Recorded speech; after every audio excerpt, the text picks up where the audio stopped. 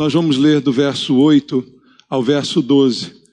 É um assunto que nós tratamos com muita tranquilidade aqui na nossa igreja. Não é uma ênfase aqui do nosso ministério, mas é um assunto importante, bíblico, e que todos precisam ter conhecimento dele, de acordo com o que diz a palavra de Deus, não com os nossos pensamentos ou com coisas que ouvimos de outros, mas chegar à nossa própria conclusão pela Bíblia Sagrada. Então, Malaquias capítulo 3, do versículo 8 até o versículo 12, a palavra de Deus diz assim: Roubará o homem a Deus? Todavia vós me roubais, e dizeis: em que te roubamos? Nos dízimos e nas ofertas. Com maldição sois amaldiçoados, porque a mim me roubais, vós, a nação toda. Trazei todos os dízimos à casa do tesouro, para que haja mantimento na minha casa. E provai-me nisto, diz o Senhor dos Exércitos, se eu não vos abrir as janelas do céu e não derramar sobre vós bênção sem medida. Por vossa causa repreenderei o devorador, para que não vos consuma o fruto da terra. A vossa vide no campo não será estéril, diz o Senhor dos Exércitos. Todas as nações vos chamarão felizes, porque vós sereis uma terra deleitosa, diz o Senhor dos Exércitos. Amém. Pai, nós ouvimos a Tua palavra, e agora o que precisamos é de entendimento. Que o Espírito Santo, que inspirou essa palavra, fale ao nosso coração essa noite. Revele a Tua vontade, revele os Teus princípios e que a verdade prevaleça e liberte. É o que eu te peço, ó Deus, porque queremos ouvir a Tua voz. Não estamos aqui para ouvir as ideias dos homens, as filosofias do mundo, mas a palavra que procede do Senhor, que pode nos abençoar e nos transformar. E para isso usa, Pai, a minha vida, que eu entrego mais uma vez em Tuas mãos, pedindo graça, misericórdia, e que a unção do Espírito Santo esteja mais uma vez sobre mim, para que eu possa ministrar a Tua palavra neste poder, que quebra barreiras de entendimento e distrações, para que todos nós possamos ouvir a Tua voz. Oramos por isso, em nome de Jesus. Amém. Graças a Deus. Podem sentar. Queridos, como eu disse, esse é um assunto que nós aqui, particularmente na igreja, não ficamos insistentemente fazendo grandes apelos, financeiros, falando disso a todo momento, mas é parte do nosso culto a entrega dos dízimos e das ofertas. E da onde nós tiramos isso? Será que isso foi uma invenção da igreja? Ou de pastores gananciosos, que desejam ter algum proveito com isso? Porque hoje nós também olhamos para tantos lugares em que a palavra de Deus é pregada e que se chamam de igreja, e vemos tantos absurdos acontecendo, tantas coisas erradas, tantas coisas escandalosas, que isso vai trazendo também uma noção muito contrária à palavra de Deus e fazendo com que algumas pessoas assumam posicionamentos contrários à Bíblia por causa do comportamento de alguém ou de um grupo. Então não é o comportamento que vai influenciar aquilo que eu creio, mas sim o que diz a palavra de Deus. Então eu quero ver com você essa noite o que a Bíblia diz sobre essas duas, vou chamar obrigações ou deveres do cristão, que é estar fiel a Deus, como ele diz aqui, nos dízimos e também nas ofertas. E veja, há também uma promessa da parte de Deus de abrir as janelas dos céus, de ser mais ainda generoso do que ele é, através da fidelidade que eu tenho para com ele. E qual o grande problema disso? Durante muito tempo na igreja, isso nunca gerou um problema. Isso nunca foi uma dúvida dos cristãos. Durante séculos, isso sempre foi uma prática que ninguém questionou, que ninguém discordou, que ninguém achou algum argumento. Mas de uns tempos para cá, como eu disse, por causa do comportamento de alguns, por causa das práticas que temos visto, começou-se a criticar isso, começou-se a questionar se isso de fato é bíblico, se isso de fato é para a nossa época. E hoje nós temos um grande contingente de pessoas que nós chamamos de desigrejados. Você já viu sobre isso? Já viu quem são os desigrejados? Um monte de gente decepcionada com as igrejas, um monte de gente que teve dificuldades, que teve problemas, né, que sentiu frustrações e saiu da igreja magoado, dizendo, não, eu sou de Cristo, mas eu não preciso de nenhuma igreja. Isso é também contrário à Bíblia, porque a Bíblia diz que a igreja é o corpo de Cristo. Como eu posso ser de Cristo e não estar inserido no seu corpo? Então, é algo que não tem menor cabimento, mas particularmente esse grupo de desigrejados, de pessoas que foram de fato realmente decepcionadas por líderes, por comportamentos, por atitudes, não é que são realmente lastimáveis, mas que fizeram com que essas pessoas, muitas delas, assumissem essa postura de que o dízimo e a oferta não é para os nossos dias, não é algo atual. E o principal argumento que todos dizem é o seguinte: no Novo Testamento, na época de Cristo, nós estamos no tempo da graça. No Antigo Testamento, nós estávamos no tempo da lei. E aí afirmam alguns, e o próprio texto que eu li, de Malaquias, está no Antigo Testamento. Então alguns afirmam o seguinte: não, isso aí é algo da lei. Isso foi estabelecido pela lei de Deus e por isso, como no Novo Testamento Cristo meio que revogou a lei na visão de alguns, não é? Isso não mais se aplica à igreja que hoje vive debaixo da graça. Então esse é o principal argumento. O dízimo não tem mais validade porque é lei e nós estamos no tempo da graça. Só que isso, por si só, esse argumento é completamente furado, porque ele não está de acordo com a verdade. Vamos ver alguns argumentos. Em João, capítulo 1, versículo 17, para que você entenda a Bíblia sendo interpretada pela própria Bíblia, como deve ser. Não é o que eu acho, não é o que eu penso, mas é o que ela diz. E nós vamos usar alguns versículos. João, capítulo 1, verso 17. Jesus está aqui dizendo, porque a lei foi dada por intermédio de quem? Moisés. A graça e a verdade vieram por meio de Jesus Cristo. Está aqui bem definido. Por quem foi dada a lei? Por Moisés. A graça e a verdade vieram por Jesus Cristo. Então, essa é a primeira verdade que a gente precisa entender. Agora, antes de Moisés, a gente já vê na Bíblia pessoas dando o dízimo. Ora, então como é que o dízimo veio da lei? Se antes de Moisés, e antes de Moisés não havia lei, porque a própria Bíblia diz que a lei veio por Moisés, e antes de Moisés tem pessoas dando o dízimo, então está furado o argumento. Isso já basta para mostrar que não é um princípio da lei, mas é um princípio de Deus. E como todo princípio é um princípio eterno que não caduca, então homens já antes de Moisés sentiram um impulso para dar o dízimo. O caso mais famoso, vamos ver Gênesis capítulo 14. No livro de Gênesis, capítulo número 14, tem aqui a primeira menção ao dízimo na Bíblia, bem anterior ao nascimento de Moisés. Gênesis capítulo 14, versículo 18 até o versículo 20. Diz assim: Melquisedeque, rei de Salém, trouxe pão e vinho. Era sacerdote do Deus Altíssimo. E abençoou ele a Abraão e disse: Bendito seja Abraão pelo Deus Altíssimo, que possui os céus e a terra. E bendito seja o Deus Altíssimo, o que entregou os teus adversários nas tuas mãos. E de tudo lhe deu Abraão, o quê? O dízimo.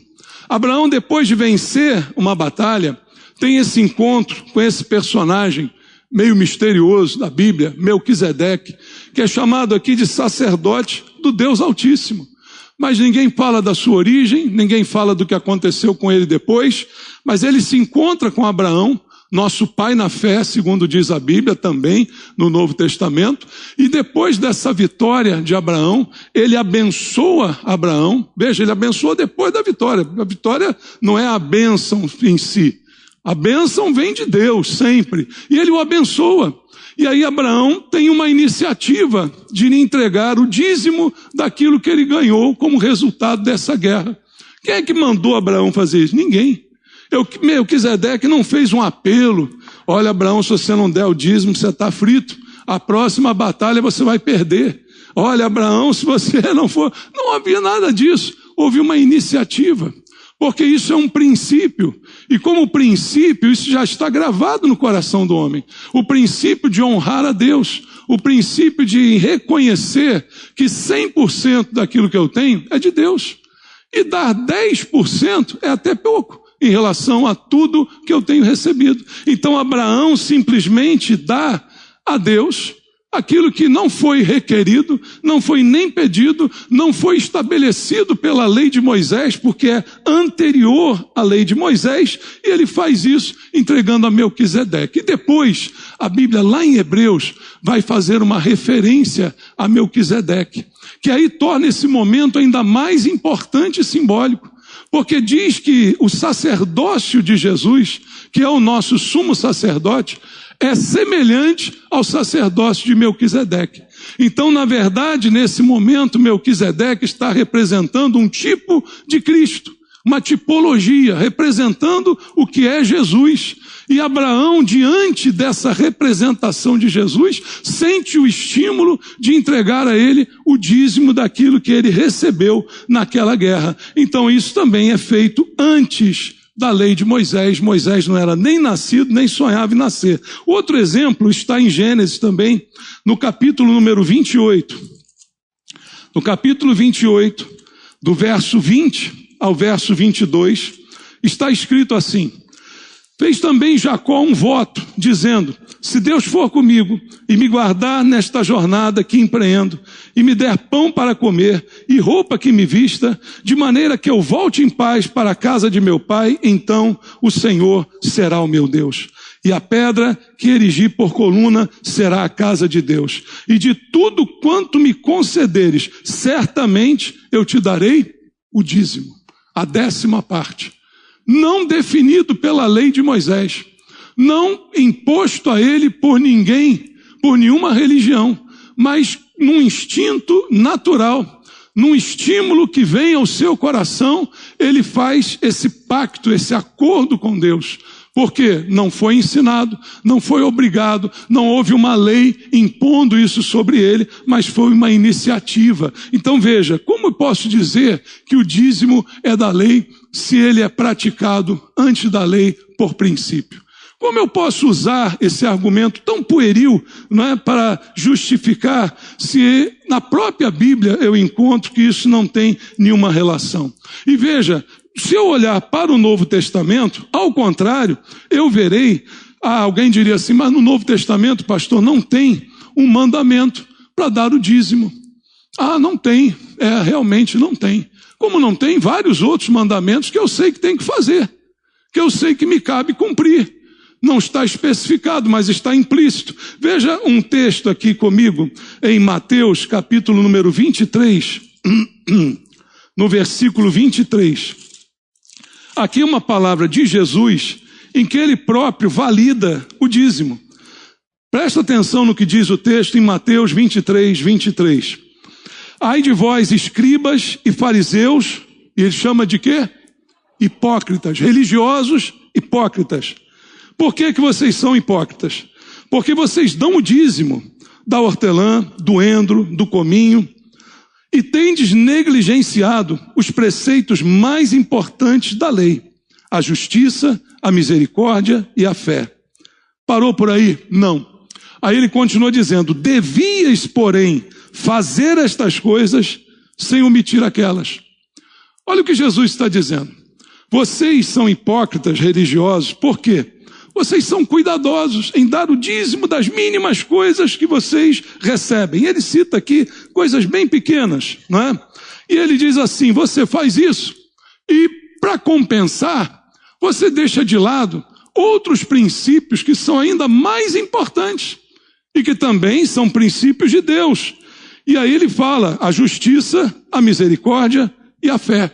E aí a conclusão: vocês deveriam fazer estas coisas, ou seja, dar o dízimo, sem negligenciar as outras. Ou seja, uma coisa não substitui a outra. Ele referenda as duas coisas. Se Jesus, no tempo dele, fosse contra o dízimo, ele diria: vocês não precisam fazer isso. Basta vocês usarem justiça, misericórdia e fé. e estaria tudo bem. Mas não, ele diz, vocês deviam fazer isso. E além disso, aplicar justiça, misericórdia e fé. Então há uma evidência clara no Novo Testamento em que Jesus aprova, referenda também a prática do dízimo e não a condena. O que ele condena aqui é a prática da hipocrisia. É usar o dízimo como um substituto para as demais coisas que me cabem fazer, para as demais coisas que são importantes na minha fé. E aí eu faço do dízimo um negócio. Já que eu dou, eu estou isento de praticar outras coisas. Já que eu cumpro essa obrigação, normalmente isso acontece com as pessoas que só têm a mente no dinheiro. Porque para elas o dinheiro é o Senhor. Então, já que eu estou dando, então eu posso ficar livre de uma série de outras coisas. E assim, Jesus classificou essas pessoas como hipócritas. E esses hipócritas continuam existindo no nosso meio até o dia de hoje. Mas como eu disse também a você, o texto em Hebreus, vamos ler lá, Hebreus, capítulo número 7, presta atenção nesse texto que é muito importante. Hebreus capítulo 7, versículo 1 e versículo 2. O autor de Hebreus diz assim, porque este Melquisedeque, quem é o Melquisedeque? Aquele lá de Gênesis que a gente leu. Ele não é mais mencionado na Bíblia, aí volta a ser mencionado aqui. Rei de Salém, sacerdote do Deus Altíssimo, que saiu ao encontro de Abraão, quando voltava da matança dos reis e o abençoou, para o qual também Abraão separou o dízimo de tudo. Primeiramente se interpreta rei de justiça, depois também é rei de Salém, ou seja, rei de paz. Então ele faz uma analogia, ele diz ainda no verso 3, sem pai, sem mãe, sem genealogia, não teve princípio de dias, nem fim de existência, entretanto, feito semelhante a quem? Ao Filho de Deus. Ele faz a analogia de Melquisedeque com Jesus, não é? Permanece sacerdote perpetuamente. Ele diz, Melquisedeque apareceu, ninguém sabe sua genealogia, ninguém sabe o que aconteceu com ele depois, mas ele é feito semelhante ao Filho de Deus. E a ele, Abraão entregou os dízimos. O autor de Hebreus fala, não faz nenhuma crítica a esse fato, porque é algo pacífico, normal, comum, não é que ninguém questionava naquele momento, que não precisa ser muito explicado, que não precisa de muita teologia para entender, é só olhar para a Bíblia Sagrada. E ele então é apresentado aqui, Melquisedeque, rei de justiça, rei de paz, Salém é a antiga Jerusalém, não é? E a cidade da paz, e aqui assim ele é apresentado. E veja uma coisa interessante, que em Gálatas, volta agora a Gálatas capítulo 3, Gálatas capítulo 3, versículo número 29, diz assim, e se sois de Cristo, também sois descendentes de quem? De Abraão, e herdeiros segundo a promessa. Então a Bíblia diz que nós somos filhos da fé de Abraão, herdeiros da mesma promessa de Abraão. Há uma ligação de Abraão com Melquisedeque, há uma ligação de nós cristãos com Jesus, a quem Melquisedeque simbolizava naquele momento. Então, há uma ligação muito clara aqui entre uma coisa e outra. Somos filhos de Abraão, segundo a fé, somos herdeiros das mesmas promessas. Então, se Abraão teve essa iniciativa de entregar o seu dízimo a Melquisedeque, que representava Jesus, por que que eu, que sou filho de Abraão e herdeiro da mesma promessa, não tenho a iniciativa de entregar os dízimos a Jesus? Mas alguém diria, Jesus não está presente. Melquisedeque apareceu lá para ele. Então, pastor, resolvo, se Jesus vier aqui, eu dou o dízimo a ele. Alguém pode tomar essa posição, né, irmãos? Mas eu digo a você, uma coisa muito importante de ser entendida também pela Bíblia. A igreja é o corpo de Cristo. Você lembra quando Paulo perseguia a igreja, matava cristãos, e Jesus apareceu a Paulo no caminho de Damasco?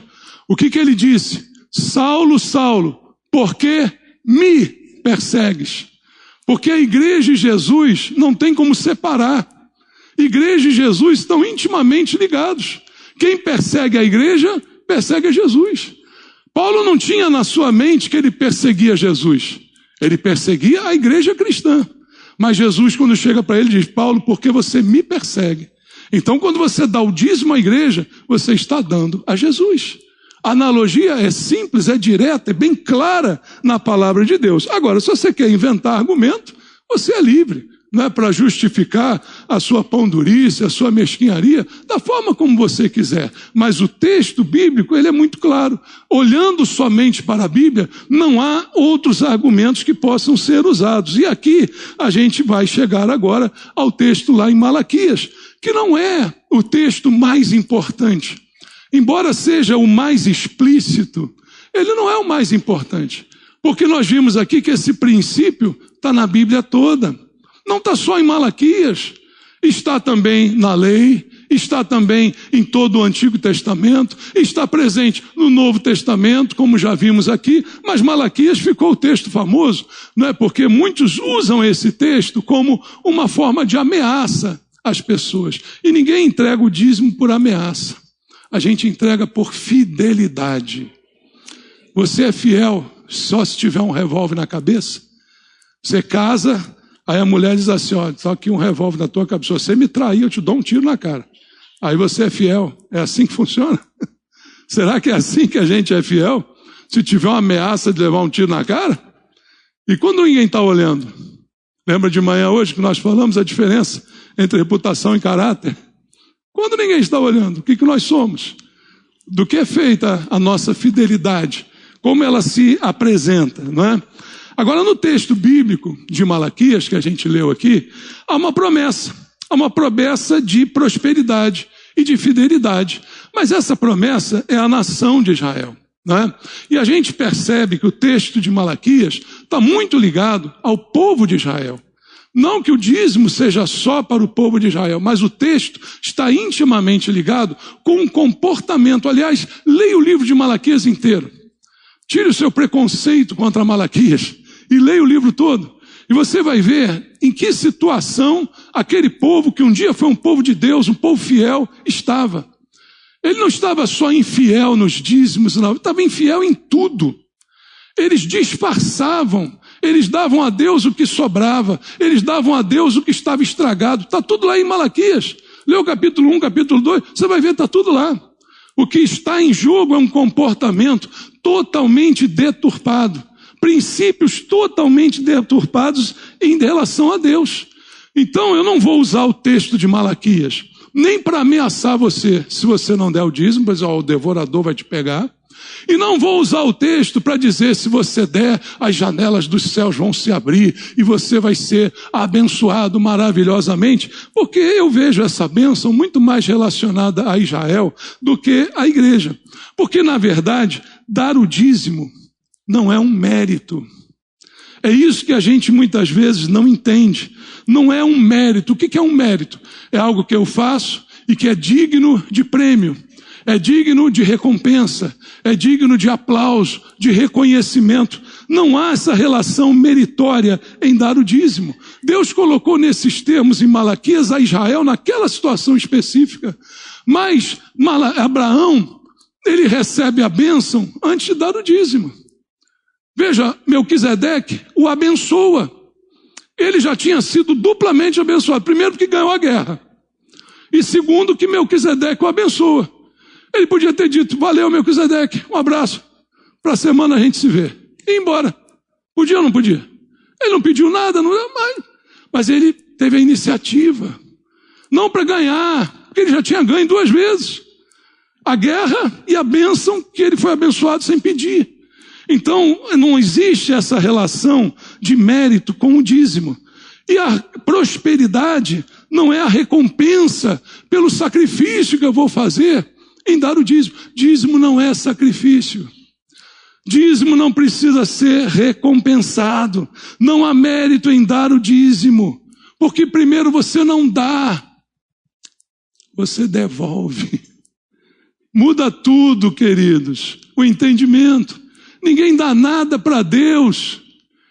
Deus precisa de alguma coisa. Tem alguma coisa da qual Deus não seja o dono. Então você não dá nada. E se der, ou achar que der, não tem mérito nenhum em fazer. Porque você está simplesmente devolvendo aquilo que é de Deus. O dízimo é do Senhor. É por isso que Deus usa o termo tão escabroso: vocês me roubam. Por que Deus fala isso com Israel? Todavia, vós me roubais. Por que ele usa esse termo tão forte?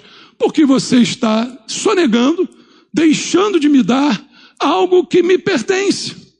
Então não tem doação, não tem voluntariado, não tem sacrifício.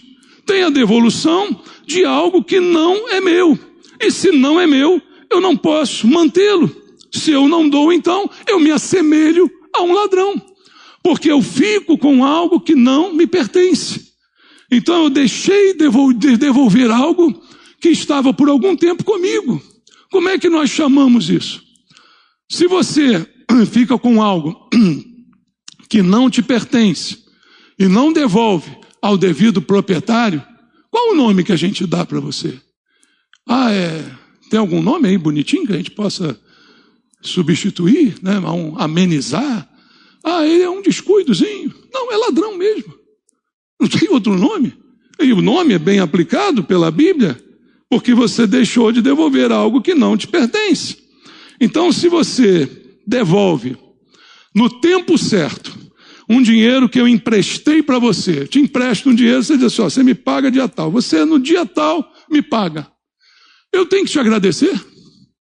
Eu tenho que te dar uma gorjeta? Eu tenho que te dar alguma coisa como prêmio? Eu combinei com você e no dia tal você me pagou. Você é merecedor de algum aplauso? Bom, no mundo que a gente está vivendo tão doido, né? Quando alguém comete algum ato de honestidade, as pessoas até aplaudem. Mas não deveria. Honestidade deveria ser um padrão para todo mundo. Mas nós estamos vivendo num mundo tão doido que as pessoas começam a achar que tem algum mérito em devolver a Deus, no tempo certo, aquilo que pertence a Ele. Então não precisa me pagar, não precisa me dar uma gorjeta, não precisa me abençoar, porque Ele já me abençoou quando eu recebi o que eu tenho em mãos. Então não se glorie por dar o dízimo. Deus, quando nos abençoa, o faz por misericórdia. E a promessa de Deus a Israel não era uma recompensa pelo dízimo, mas era uma dádiva. Porque Deus é mais doador do que eu e você. Concorda com isso? Deus dá mais do que qualquer um de nós. Por maior que seja a quantia que você oferte a Deus, Deus te dá muito mais do que você pode ofertar a Ele. Então a recompensa é uma dádiva, não é um prêmio. E é interessante essa característica, porque Deus nos estimula a cumprir uma obrigação. Essa é a natureza de Deus. Não precisa fazer nada. Podia me devolver? Beleza, está aqui. Certinho. Tudo certo. Vai em paz. Mas Ele é tão bom que Ele ainda me estimula a cumprir aquilo que eu devo fazer, a fazer o que me cabe fazer. Veja em Efésios, capítulo 1. Vamos ler Efésios, capítulo 1, versículo 13 e 14. Diz assim: em quem também vós, depois que ouvistes a palavra da verdade, o evangelho da vossa salvação, tendo nele também crido, fostes selados com o Espírito Santo, com o Santo Espírito da promessa, o qual é o penhor da nossa herança, até o resgate da sua propriedade, em louvor da sua glória. Olha como Deus trata com a gente. Ele nos salva e Ele nos dá o Espírito Santo como um penhor. Já falei várias vezes aqui, o penhor é uma garantia. É uma garantia de que eu vou receber o que me foi prometido. Então, Deus, que não mente, que não falha, ainda me dá um penhor. Deus que faz tudo por mim, ainda me abençoa e sempre me abençoa, porque eu sou fiel e Ele é mais e muito mais fiel do que Deus, do que eu. Então, nós não devolvemos apenas o dízimo, nós pagamos o dízimo, porque Deus não precisa me abençoar por isso, porque Ele já me abençoou quando eu recebi aquilo que chegou nas minhas mãos. Esse é o princípio do que nós temos que entender a respeito disso. E a promessa lá de Malaquias foi feita a Israel. a nação de Israel. E isso também nós precisamos entender. Então, Deus abençoa o crente dizimista, não é por causa do texto em Malaquias, mas é por causa de outros textos que a gente encontra no Novo Testamento. Por exemplo, 2 aos Coríntios, capítulo 9. Olha como Deus abençoa. 2 aos Coríntios 9, do 6 ao 11. E isto afirmo, aquele que semeia pouco, pouco também ceifará. E o que semeia com fartura, com abundância também ceifará. Cada um contribua segundo tiver proposto no coração, não com tristeza ou por necessidade. Porque Deus ama quem dá como? Com alegria. Deus pode fazer-vos abundar em toda graça, a fim de que, tendo sempre em tudo ampla suficiência, superabundeis em toda boa obra. Como está escrito, distribuiu, deu aos pobres, a sua justiça permanece para sempre. Ora, aquele que dá semente ao que semeia e pão para alimento, também suprirá e aumentará a vossa sementeira e multiplicará os frutos da vossa justiça, enriquecendo-vos em tudo para toda generosidade, a qual faz que por nosso intermédio sejam tributadas graças a Deus. Deus prospera os seus. E para que ele faz isso? Ele mesmo diz aqui, ele faz isso para que nós possamos ser mais ainda generosos. Enriquece para que você tenha generosidade. E quanto mais rico você for, mais generoso você deve ser. É o princípio que está ensinado aqui nesse texto. Então, nunca falta a um crente o comer e o vestir. Isso é uma promessa do Senhor. O comer e o vestir é uma promessa de Deus. Mas além disso, Deus abençoa segundo o seu propósito, segundo o seu entendimento, segundo a sua ciência de todas as coisas, segundo a capacidade de cada um de nós em lidar com o dinheiro. Você sabia que tem algumas pessoas entre nós que não sabem lidar com dinheiro? Sabia disso? E se você não aprender, Deus não vai te dar dinheiro. Para quê? Para você jogar no lixo? É uma coisa simples. Existem pessoas que o dinheiro não é o problema delas. Você já ouviu falar nesses aí antigos que ganhavam na loteria, que ganhavam, né, Big Brother? Aí depois de um tempo vem a reportagem. O que aconteceu com o fulano do Big Brother? Perdeu tudo. O que aconteceu com aquele fulano da loteria? Perdeu tudo. Meteu os pés pelas mãos, perdeu. O problema não era dinheiro, porque ele não sabe lidar com dinheiro. E Deus, que sabe todas as coisas, alguns abençoa com o mínimo, mas abençoa, e alguns abençoa com mais, porque Ele sabe a capacidade de cada um. Então eu preciso entender e trazer para a minha vida o princípio que Salomão nos ensinou, lá no livro de Provérbios, no capítulo 30. Olha que coisa abençoada é esse princípio que Salomão nos ensina aqui em Provérbios, um livro de sabedoria, no capítulo 30, do versículo 5 ao versículo 9.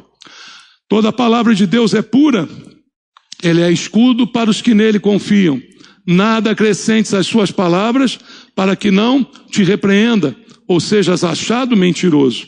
E agora ele diz, 2 coisas te peço, não me as negue antes que eu morra. Afasta de mim a falsidade e a mentira. Não me deis nem a pobreza, nem a riqueza. Dá-me o pão que me for necessário, para não suceder que, estando eu farto, te negue e diga, quem é o Senhor? Ou que, empobrecido, venha furtar e profane o nome de Deus. Então, o que ele está aqui dizendo? Deus, eu não quero nem ser rico, nem ser pobre. Eu quero ter o que é necessário. Porque há riscos nos dois extremos. Há muitas pessoas que ao ganhar muito dinheiro, sabe o que vai acontecer? Cadê aquele irmãozinho? Sumiu. Por quê? Porque agora está ganhando bem. Está ganhando 50 mil por mês, não vem mais à igreja. Agora está só passeando de iate para lá e para cá. Não pode acontecer isso. E cadê o outro? O outro ficou na miséria, foi embora, praguejando contra Deus, xingando todo mundo, não crê mais.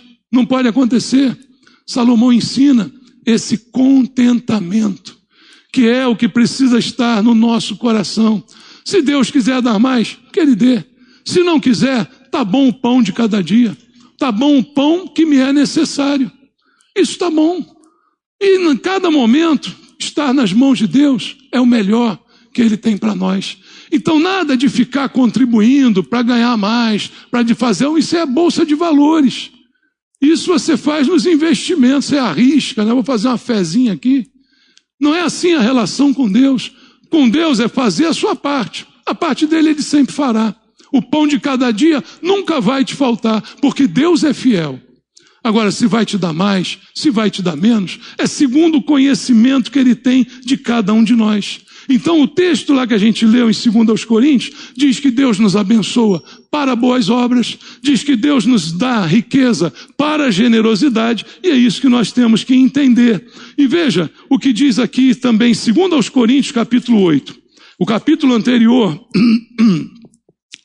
do verso 13 ao verso 15, diz assim: porque não é para que os outros tenham alívio e vós sobrecarga, mas para que haja igualdade, suprindo a vossa abundância no presente, a falta daqueles, de modo que a abundância daqueles venha a suprir a vossa falta. Assim haja igualdade, como está escrito: o que muito colheu não teve demais, e o que o pouco não teve falta. Deus está mais preocupado com equilíbrio entre nós. Deus está mais interessado nessa necessidade que a gente tenha de nos equilibrar, de nos abençoar mutuamente. Então, a razão da prosperidade de alguns é para suprir também a necessidade de outros. Assim a palavra de Deus coloca aqui para nós. E o alerta que Deus faz na Bíblia, que também deve estar no nosso coração. 1 Timóteo,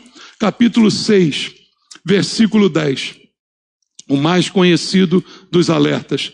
Porque o amor do dinheiro é o quê? Raiz de todos os males. E alguns nessa cobiça se desviaram da fé e a si mesmos se atormentaram com muitas dores. O amor do dinheiro está por trás de todos os males e faz com que a pessoa até perca a fé, como está escrito nesse versículo que acabamos de ler. E no mesmo capítulo, no verso 19, 17, olha o que Paulo diz: exorta aos ricos do presente século, que não sejam orgulhosos, nem depositem a sua esperança na instabilidade da riqueza, mas em quem? Em Deus, que tudo nos proporciona ricamente, para o nosso prazer, para o nosso aprazimento. Que pratiquem o bem, sejam ricos de boas obras, generosos em dar e prontos a repartir, que acumulem para si mesmos tesouros, sólido fundamento para o futuro, a fim de se apoderarem da verdadeira vida. Então veja como Deus fala a respeito dessas coisas. E aqui nós precisamos entender a verdadeira motivação que deve estar por trás do nosso cumprimento de dever de ofertar e de dizimar. Tem que ter uma motivação, como tenho falado à igreja, tem que ter. E a motivação, às vezes, é mais importante do que a ação. Há pessoas que dão o dízimo, mas que eu acredito que Deus nem recebe. Porque a motivação delas está errada. Ateais, como disse, elas não dão, mas elas pensam que dão. Quem pensa que dá, Deus já nem recebe. Porque o motivo está errado. O que levou a fazer já está corrompido. O princípio já foi totalmente corrompido. Então, a motivação é fundamental. E o texto que eu uso para você, um que eu já li aqui nas semanas anteriores, está em 2 aos Coríntios também, nesse capítulo 8. 2 aos Coríntios 8 e 9 tem muita coisa a respeito desse assunto. Mas no capítulo 8 da segunda carta aos Coríntios, ele diz: também, irmãos, vos fazemos conhecer a graça de Deus concedida às igrejas da Macedônia, porque no meio de muita prova de tribulação, manifestaram abundância de alegria, e a profunda pobreza deles superabundou em grande riqueza da sua generosidade. Mostrando aqui que para ser generoso não é preciso ser rico.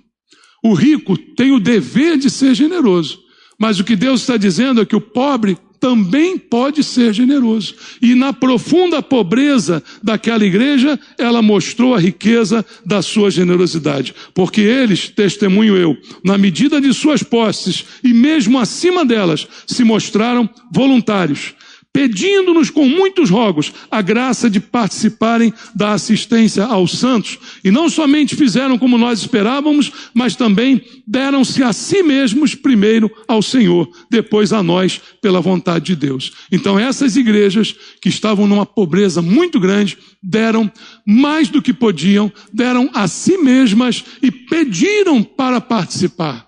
Não, Paulo queria até deixá-las de fora, mas elas diziam, não, nós queremos participar. Essa é a motivação certa. Por quê? Tinha um prêmio? Porque prometeram, se vocês derem, vocês vão virar uma igreja rica? Nada disso. Não havia prêmio nenhum. Mas o prêmio era a alegria de participar. A alegria de ser generoso. Então, essa é a motivação. Se não for assim, é melhor nem participar. Melhor nem participar. Por isso, uma coisa que eu ensino aqui na igreja, e há um tempo que eu não falo sobre isso, a gente nunca deve incentivar o não cristão a dar dízimo nem oferta. Dízimos e ofertas é um privilégio para o cristão. O não cristão não deve dar, não deve ser incentivado a dar. Porque na mente dele, que não conhece nenhum desses princípios, o que ele vai pensar? Opa, estou fazendo uma boa ação, estou ajudando aquela igreja. Tem gente que acha que ajuda a igreja. Como ajuda a igreja, querido? Você está cumprindo a sua obrigação, não está ajudando nada. Você está fazendo o que tem que fazer. Não está fazendo grande obra, não está merecendo aplauso. Então, o não cristão jamais deve ser incentivado a dar, porque ele vai confundir isso na sua mente. Não se ensina um incrédulo a dar, porque ele pode achar que essa oferta, esse dízimo, sei lá o quê, está de alguma forma reconciliando ele com Deus. O que nos reconcilia com Deus? O sangue de Jesus. O sangue de Jesus se compra com dinheiro, irmãos. Mas um ímpio na igreja que é incentivado a dar, ele vai achar que ele está sendo reconciliado com Deus pelo dinheiro que deu. E que de alguma forma está fazendo uma aliança com Deus. A aliança é pelo sangue de Jesus, que nós vamos celebrar daqui a pouco. Não é por dinheiro. Então nunca incentive um não cristão a dar. Pelo contrário, esse dinheiro pode se tornar uma maldição na vida dele. Porque pode afastá-lo definitivamente de Cristo. Porque ele já se acha salvo. Porque dá alguma coisa. Ele já se acha justificado. Mesmo sem arrepender-se, mesmo sem render-se a Cristo, porque ele já contribui, é o dinheiro dominando tudo, por isso ele é a raiz de todos os males, é o dinheiro nos enganando. A mensagem que a gente pode passar, você pode dar o mundo inteiro para Deus, mas se você não der a si mesmo, você continua condenado.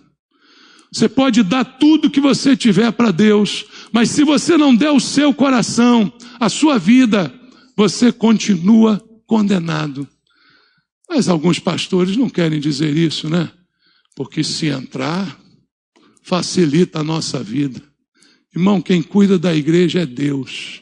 É por isso que eu sempre oro aqui. Deus continua sustentando, enquanto a igreja atende aos teus propósitos. Se parar de atender, fecha.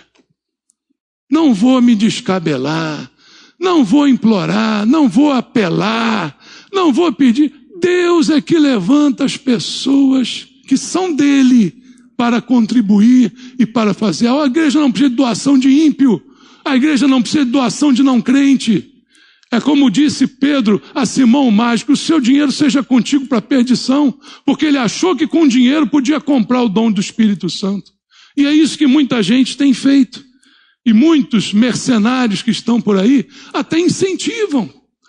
Eu já ouvi, irmãos, pastores dizendo, mas tem lá um empresário na minha igreja, ele não é cristão não, mas ele todo mês vai lá e dá o dízimo. Eu falei, você não fala? Não, ele está abençoando a obra. Não, é uma maldição isso.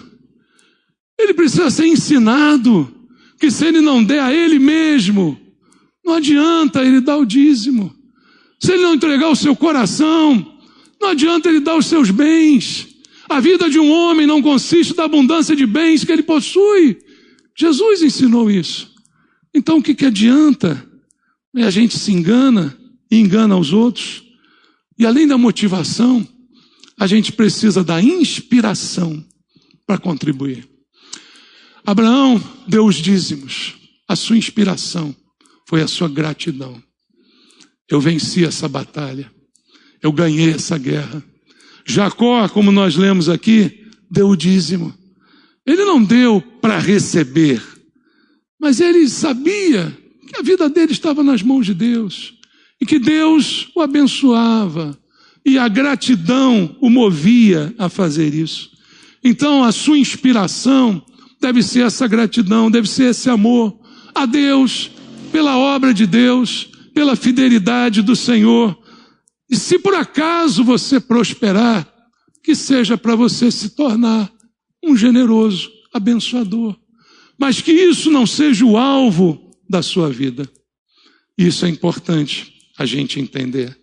Agora volta comigo lá a Malaquias, já estamos terminando, para ler o texto que ninguém lê. Todo mundo lê Malaquias e para aonde eu parei, no versículo 12. Mas vamos ler aquilo que não é lido, a partir do verso 13 até o 18.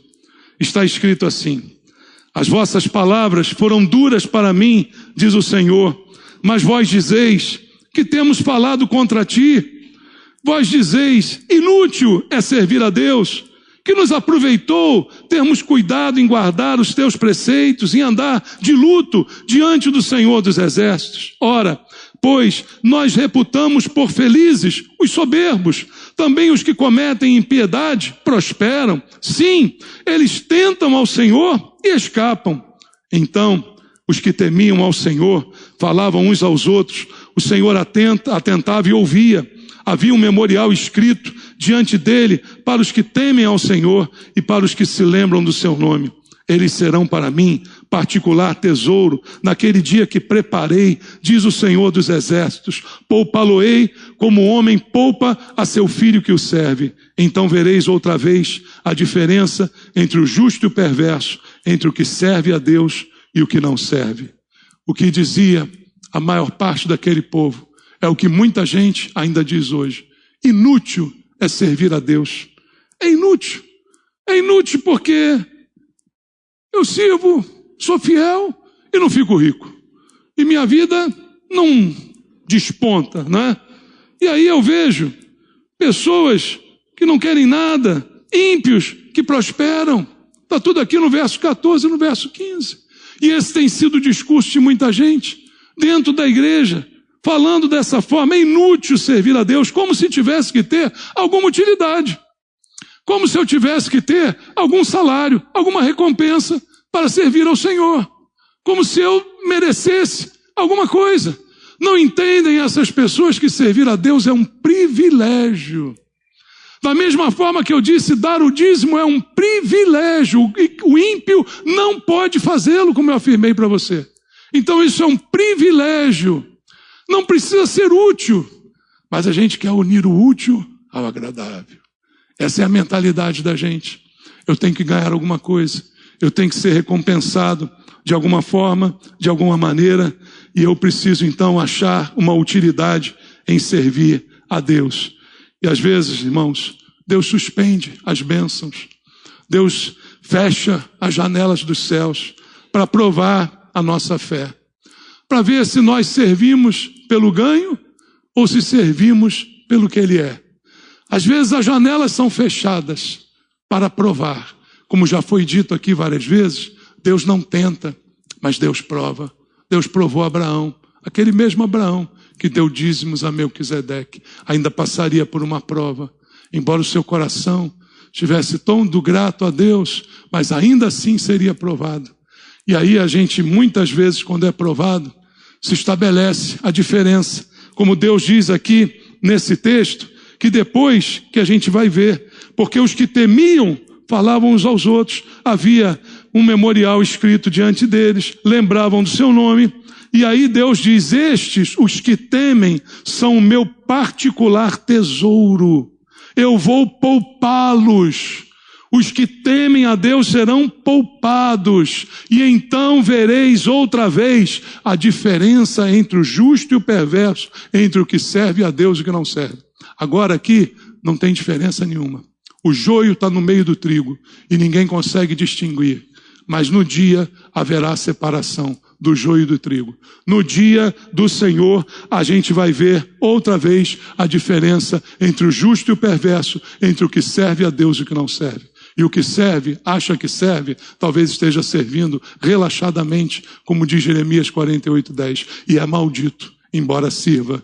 Pode ser que tenha muita gente servindo a Deus, mas que seja maldita, porque pensa no que pode ganhar com isso. Só esse fato já amaldiçoa essa pessoa, e isso é mostrado por Deus também no texto de Malaquias, que ninguém mais lê, porque não interessa ler a respeito desse compromisso de coração. A gente quer usar o texto de Malaquias só para ameaçar as pessoas com maldição. E não é esse o propósito de Deus, mas despertar a mente e o coração de cada um de nós. E para a gente terminar, eu só quero te dar uma última palavra em relação a louvar e a adorar a Deus. Quem louva a Deus pelo que Ele faz. Quem adora a Deus pelo que Ele é. Há diferença nisso? Muita diferença. Há muita diferença entre um ponto e outro. Leia comigo o livro de Jó. No livro de Jó, no capítulo número 1, lá no início do livro. No início da história de Jó, no versículo 20 ao versículo 22, está escrito assim: Então Jó se levantou, rasgou o seu manto, rapou a cabeça, lançou-se em terra e fez o quê? Adorou. E disse: Nu saí do ventre da minha mãe e nu voltarei. O Senhor deu, o Senhor tomou. Bendito seja o nome do Senhor. Em tudo isso, Jó não pecou, nem atribuiu a Deus falta alguma. Depois de que tudo lhe faltava, Jó adorou. Não louvou, porque louva quando Deus faz alguma coisa, você louva. Mas você o adora pelo que Ele é. E mesmo sem nada, Ele é capaz de adorar. Mesmo depois de perder tudo, Ele diz: o Senhor deu, o Senhor tomou, bendito seja o nome do Senhor. Aí no capítulo 2, aparece outro episódio muito interessante no versículo 9. Então, sua mulher lhe disse: ainda conservas a tua integridade? Amaldiçoa a Deus e morre. Mas ele lhe respondeu: falas como qualquer doida? Temos recebido o bem de Deus, não receberíamos também o mal? Em tudo isto, não pecou Jó com os seus lábios. A mulher dele disse: amaldiçoa a Deus e morre. Mas ele disse: você está doida, mulher? A gente tem recebido o bem, a gente tem recebido tantas bênçãos, e aí, eu não posso também receber o mal? Como é que eu faço quando eu recebo o mal? Como é que eu reajo quando o melhor não me acontece? Quando o que eu espero não se realiza? Talvez seja aí que a gente mostra se louva ou se adora a Deus. É nessa adversidade que às vezes vem como uma prova em que a gente vai mostrar quem de fato nós somos na presença do Senhor.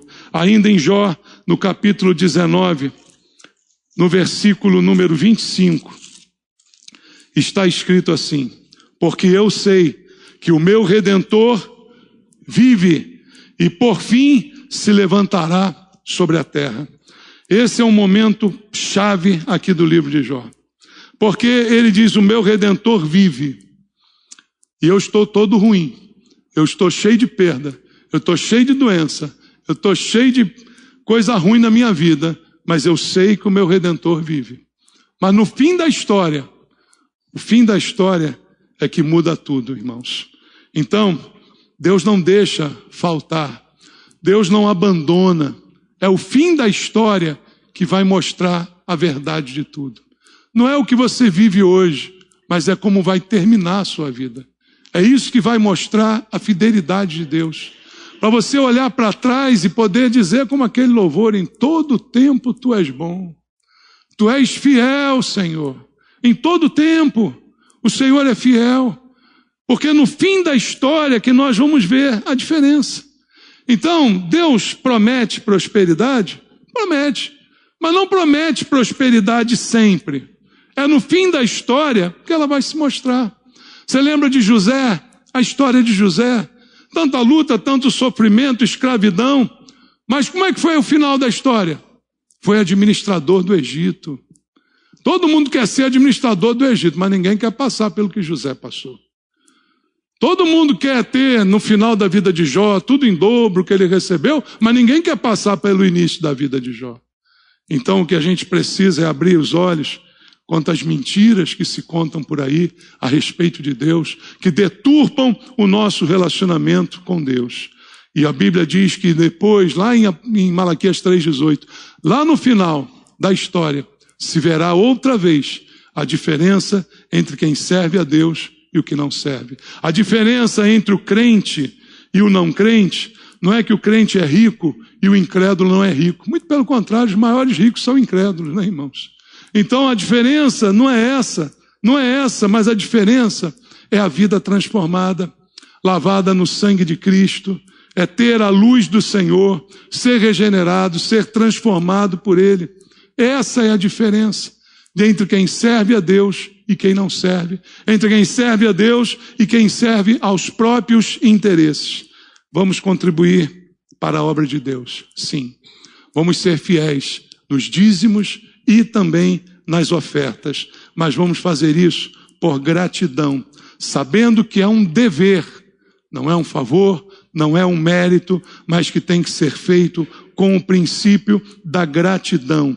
E é isso que precisa ser entendido. Parar de dar desculpas, parar de inventar teologias, olhar somente para a Bíblia, se arrepender e fazer o que é certo. Aí, querido, está na tua mão. Eu deixo a bola contigo. Faz dela o que você quiser. Vamos orar? Pai, nós ouvimos a tua palavra, os ensinamentos que o Senhor nos traz, tanto no Antigo quanto no Novo Testamento. Os princípios de Deus que são eternos e irrevogáveis, que não podem ser adulterados pelo homem. É o memorial que o Senhor tem escrito no meio de nós. Mas nós queremos, Pai, estar entre aqueles que servem ao Senhor, não buscando alguma utilidade nisso, mas que servem a Deus como devem servir, porque o Senhor é quem é, que te adoram pelo que o Senhor é e que também te louvam pelo que o Senhor faz, mas que não misturam uma coisa com a outra, que não misturam os conceitos, que não têm o seu relacionamento pervertido com o Senhor e têm um relacionamento puro para com Deus. Que assim o Senhor encontre aqui homens e mulheres que servem a Deus por nada, não por recompensa, mas por quem é o Senhor.